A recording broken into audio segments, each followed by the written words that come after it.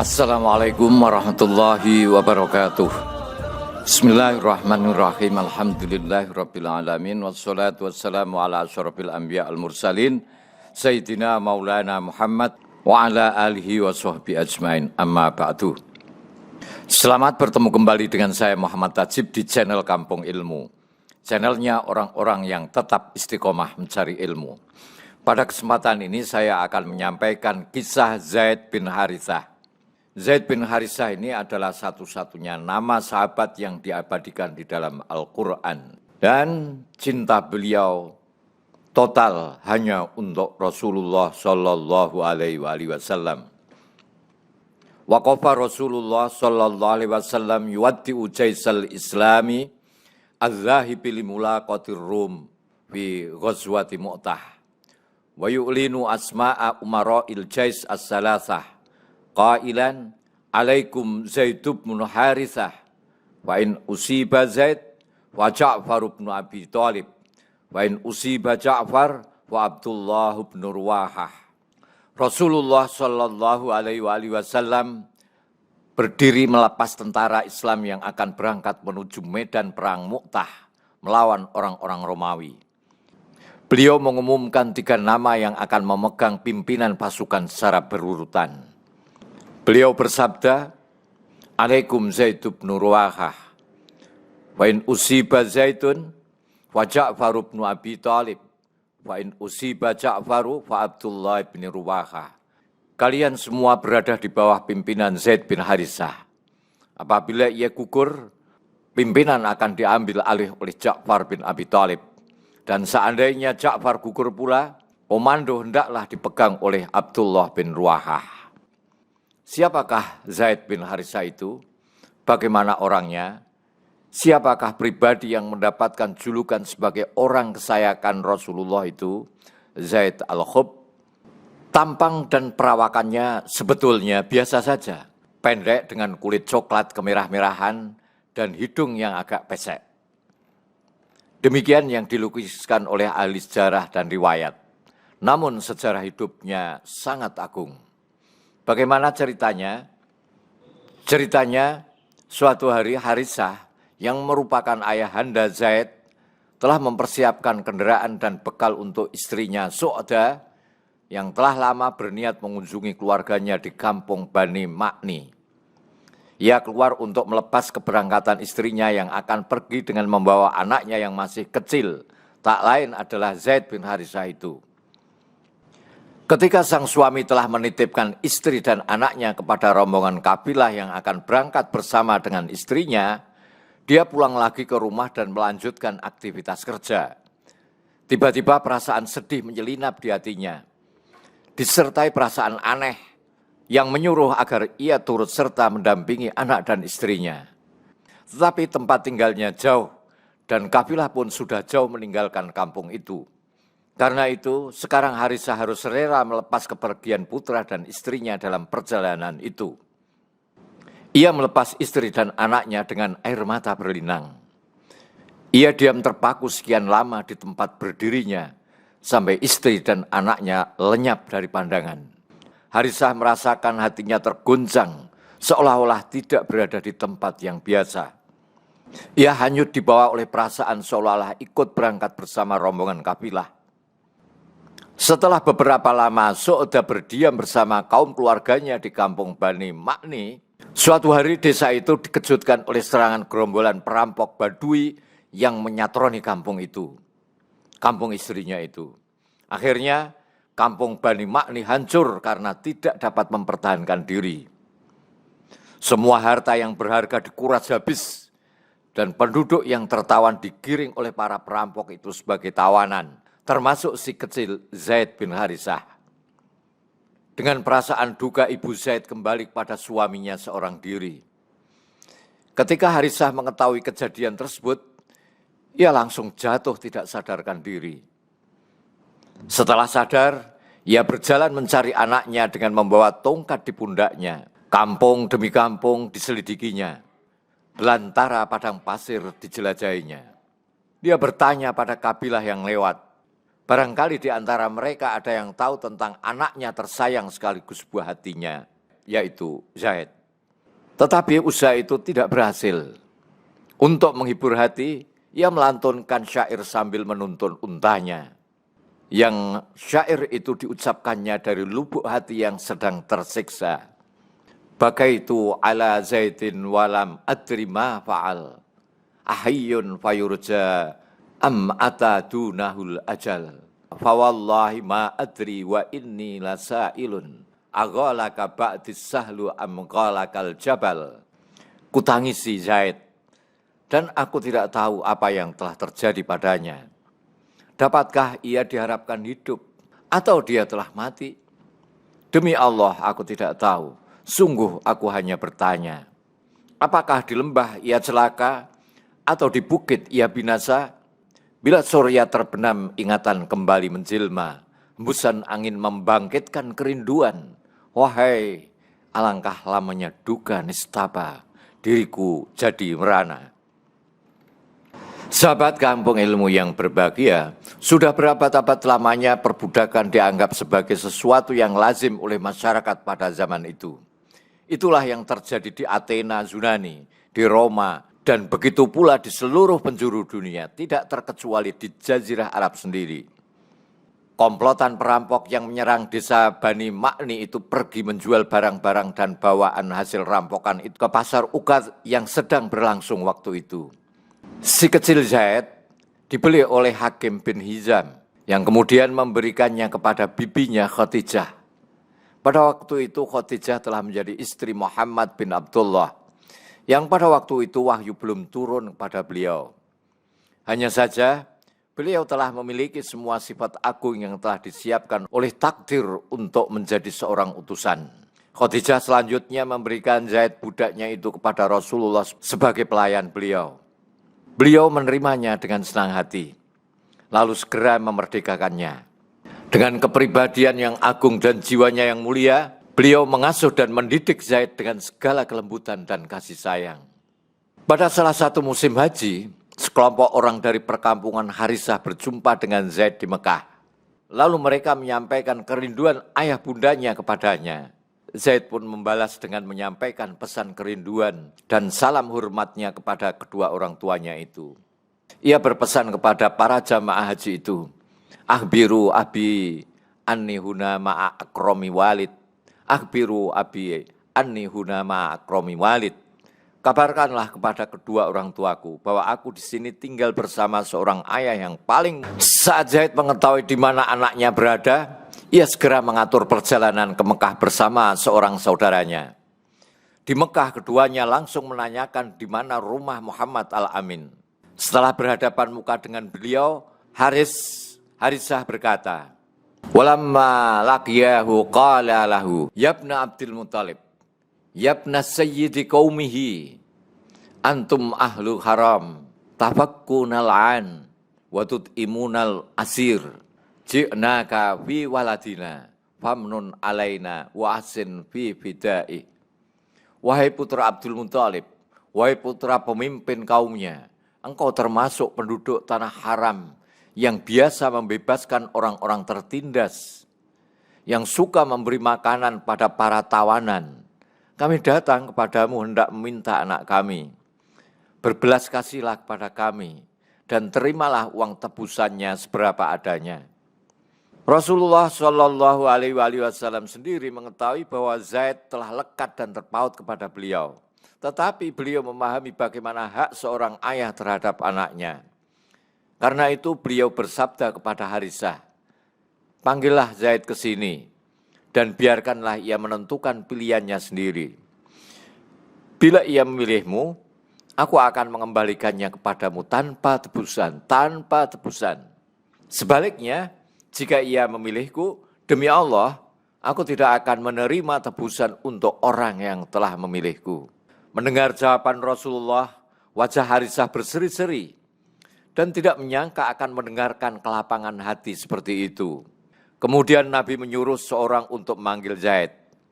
Ketika ia sampai di hadapan Rasul, beliau langsung bertanya, "Apakah engkau tahu siapa orang-orang ini, Zaid?" Zaid menjawab, "Ya, yang ini ayahku dan yang itu pamanku."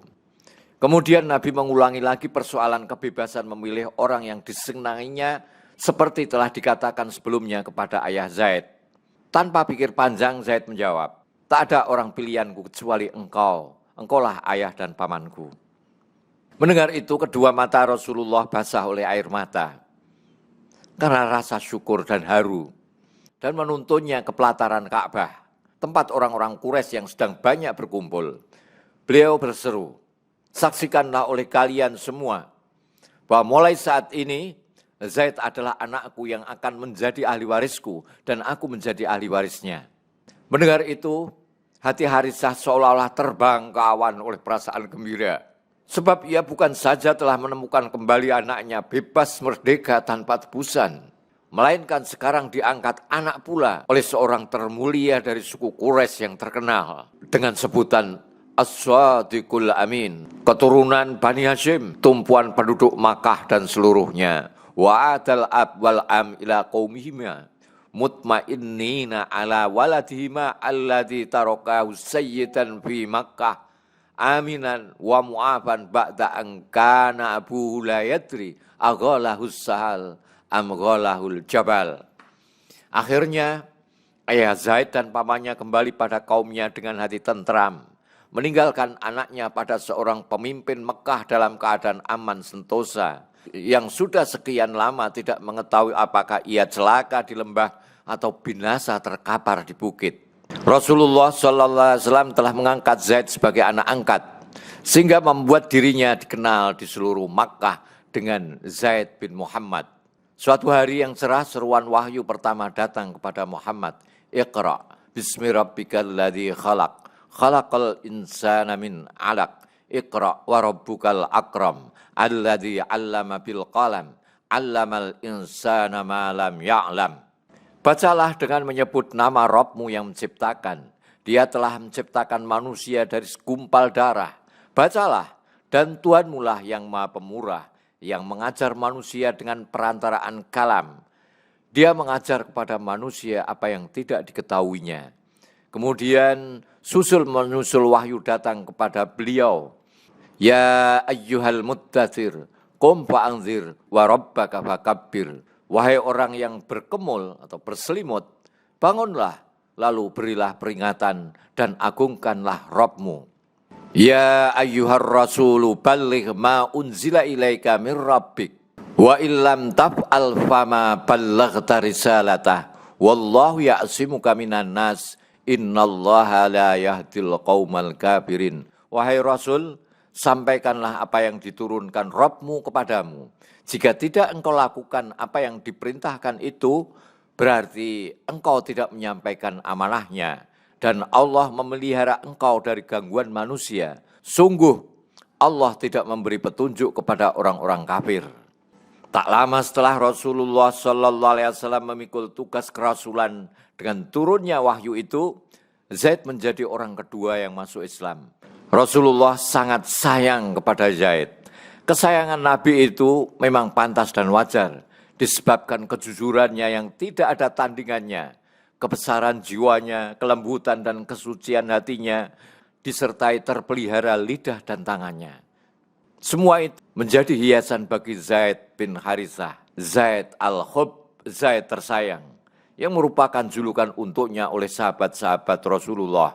Aisyah radhiyallahu anha berkata, setiap Rasulullah SAW mengirimkan suatu pasukan yang disertai oleh Zaid, ia selalu diangkat oleh Nabi menjadi pemimpinnya. Seandainya ia masih hidup sudah Rasul, tentulah ia akan diangkat sebagai khalifahnya. Begitu tinggi kedudukan Zaid di sisi Rasulullah SAW. Siapakah sebenarnya Zaid ini?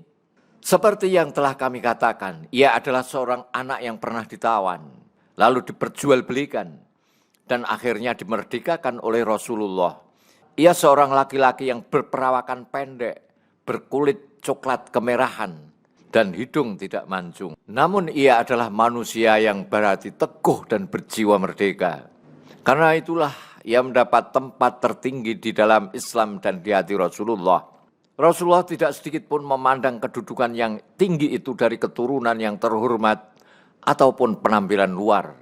Maka Dalam keluasan paham agama besar ini, nama-nama seperti Bilal, Suhaib, Ammar, Khabbab, Usamah, dan Zaid mendulang kedudukan tinggi yang cemerlang. Mereka semua memiliki kedudukan yang gemilang, baik sebagai orang-orang soleh maupun sebagai pahlawan perang. Secara tegas, Islam telah mengumandangkan nilai-nilai hidup dalam kitab suci Al-Quran yang mulia. Inna akramakum indallahi atqakum. Sungguh, yang paling mulia di antara kamu di sisi Allah ialah orang-orang yang paling bertakwa. Islamlah agama yang membukakan segala pintu dan jalan untuk mengembangkan berbagai bakat yang baik dan cara hidup yang suci, jujur, dan diridhoi Allah Subhanahu wa Ta'ala. Rasulullah menikahkan Zaid dengan Zainab, anak bibinya. Namun ternyata kesediaan Zainab memasuki jenjang perkawinan dengan Zaid hanya karena rasa sungkan bila menolak anjuran dan saran dari Rasulullah. Selain karena tidak sampai hati menyatakan penolakannya terhadap Zaid sendiri. Kehidupan rumah tangga dan perkawinan mereka tidak dapat bertahan lama karena tiadanya tali pengikat yang kuat, yaitu cinta yang ikhlas karena Allah, sehingga berakhir dengan perceraian. Akhirnya Rasulullah mengambil tanggung jawab terhadap rumah tangga Zaid yang telah pecah itu. Langkah pertama, beliau merangkul Zainab dengan menikahinya sebagai istri. Kemudian mencarikan istri baru bagi Zaid dengan mengawinkannya dengan Ummu Kulsum binti Uqbah. Peristiwa tersebut menimbulkan gejolak dalam kehidupan sosial. Mereka melemparkan kecaman, mengapa Rasulullah menikahi mantan istri anak angkatnya sendiri. Tudingan dan kecaman ini dijawab Allah dengan wahyunya yang membedakan antara anak angkat dan anak kandung, atau anak adopsi dan anak dari darah daging sendiri, sekaligus membatalkan adat yang berlaku selama ini. Pernyataan wahyu itu berbunyi sebagai berikut. Maka Muhammadun aba ahadim mir rijalikum walakin Rasulullah wa khataman nabiyyin wa kana Allah bikulli syai'in alima. Muhammad itu bukan bapak dari seorang di antara kamu, tapi dia adalah seorang rasul dan penutup para nabi. Allah Maha mengetahui segala sesuatu. Dengan demikian Zaid dipanggil dengan namanya semula, yaitu Zaid bin Harithah, tidak lagi Zaid bin Muhammad. Setiap nabi mengirimkan Zaid dalam satu pasukan, ia pasti yang diangkat menjadi pemimpinnya. Akhirnya perang Mu'tah pun tiba waktunya. Orang-orang Romawi dengan kekaisaran mereka yang tua bangka, secara diam-diam mulai cemas dan takut terhadap kekuatan Islam. Bahkan mereka melihat adanya bahaya besar yang dapat mengancam keselamatan dan eksistensi mereka, terutama di daerah jajahan mereka, yaitu Syam, yang berbatasan dengan wilayah agama baru ini, yang senantiasa bergerak maju dalam membebaskan negara-negara tetangganya dari cengkeraman penjajah. Bertolak dari kekhawatiran ini, mereka hendak mencaplok Syam sebagai batu loncatan untuk menaklukkan Jazirah Arab dan negeri-negeri Islam lainnya. Nabi mengetahui gerak-gerik orang-orang Romawi dan tujuan terakhir mereka yang hendak menumpas kekuatan Islam. Nabi memutuskan untuk mendahului mereka dengan serangan dan menyadarkan mereka akan keampuhan perlawanan Islam. Tentara Islam maju bergerak ke Balqa di wilayah Syam. Ketika sampai di perbatasan, mereka dihadapi oleh tentara Romawi yang dipimpin oleh Heraklius, yang mengerahkan kabilah-kabilah Badui yang tinggal di perbatasan. Tentara Romawi mengambil tempat di satu daerah yang bernama Musyarif, sedangkan laskar Islam mengambil posisi di suatu negeri kecil yang bernama Mu'tah, yang kemudian jadi nama pertempuran itu sendiri. Rasulullah mengetahui benar arti penting dan urgensi peperangan ini. Karena itu beliau sengaja memilih 3 orang panglima perang, yang pada waktu malam bertakarub kepada ilahi, sedangkan siang hari menjadi pendekar dan pembela agama. 3 orang pahlawan yang siap menjual jiwa raga mereka kepada Allah. Mereka yang tiada berkeinginan kembali, yang bercita-cita mati syahid dalam perjuangan menegakkan kalimat Allah, hanya mengharap ridhonya yang maha mulia kelak. Mereka bertiga yang secara berurutan memimpin tentara itu ialah Zaid bin Harithah, Ja'far bin Abu Thalib, dan Abdullah bin Rawahah. Semoga Allah ridho kepada mereka dan menjadikan mereka ridho kepadanya, serta Allah meridhoi pula seluruh sahabat-sahabat yang lain. Seperti itulah yang kita saksikan pada permulaan cerita ini. Rasulullah berdiri di hadapan pasukan Islam yang hendak berangkat. Rasulullah melepas mereka dengan pesan, kalian harus tunduk kepada Zaid bin Harithah. Seandainya ia gugur, pimpinan dipegang oleh Ja'far bin Abi Thalib. Seandainya pula Ja'far gugur, kepemimpinan diambil alih oleh Abdullah bin Ruwahah.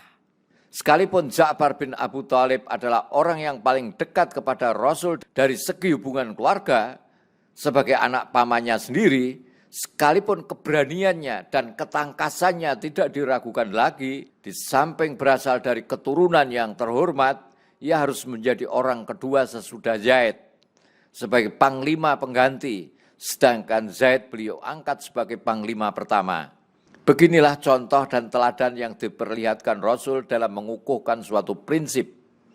Islam sebagai suatu agama baru mengikis habis segala hubungan lapuk yang didasarkan pada status keturunan atau yang ditegakkan di atas dasar-dasar batil dan rasialisme, lalu menggantinya dengan hubungan baru yang dipimpin oleh hidayah ilahi yang berpokok pada hakikat kemanusiaan.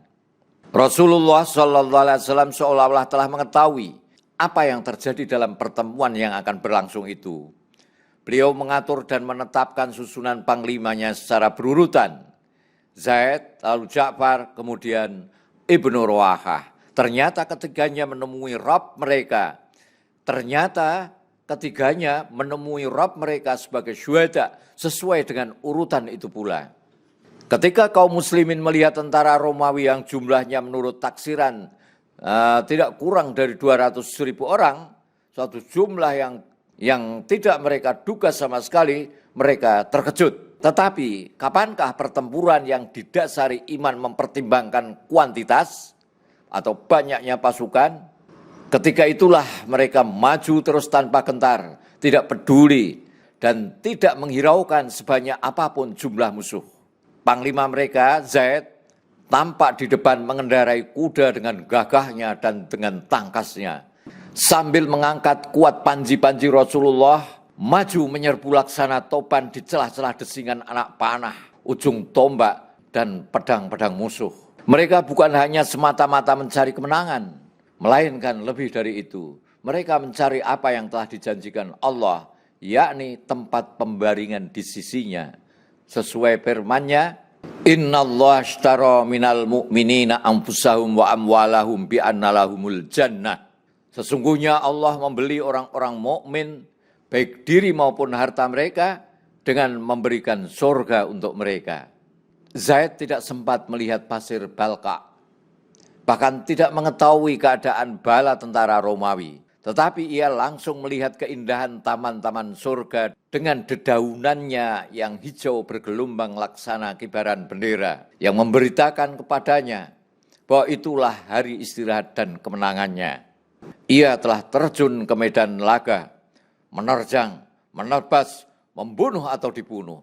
Tetapi ia tidaklah memisahkan kepala musuh-musuhnya. Ia hanya membuka pintu dan menembus dinding yang menghalanginya ke kampung kediamannya. Surga yang kekal di sisi Allah. Ia telah menemui tempat peristirahatannya yang terakhir. Rohnya yang melayang dalam perjalanannya ke surga tersenyum bangga, melihat jasadnya yang tidak terbungkus sutera, melainkan hanya berbalut darah suci yang mengalir di jalan Allah. Senyumnya semakin melebar dengan tenang penuh nikmat, karena melihat panglima yang kedua, Ja'far, melesat maju ke depan laksana anak panah lepas dari busurnya, untuk menyambar panji-panji yang akan dipanggulnya sebelum jatuh ke tanah. Assalamualaikum warahmatullahi wabarakatuh. Muhammad Ajib.